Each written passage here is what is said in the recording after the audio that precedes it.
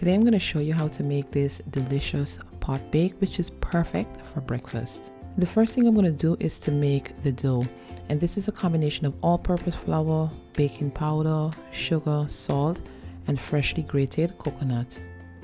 Using my fingers, I'm going to mix this all together before adding coconut milk and melted butter. And I'm going to mix this all together to form a stiff dough. Now this is a more dense bake.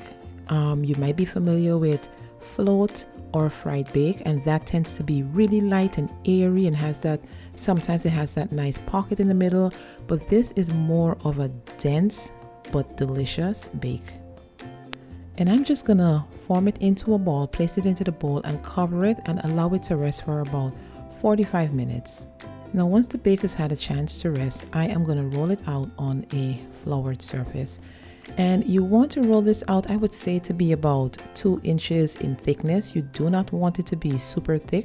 It will rise as it cooks. And if the bake is too thick, it will not cook properly in the center. And since this is pot bake, I am going to grease my pot because this is going to be cooked on the stovetop. Now you can also place this on a baking pan and place it into the oven. And the original recipe, which I'm going to link, actually tells you how to make it in the oven as well.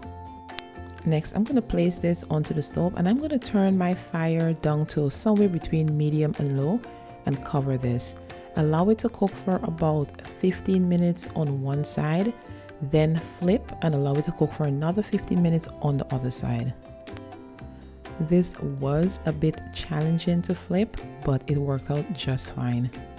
And as you can see, that side has a nice brown color, but it's not burnt. That is what you're looking for.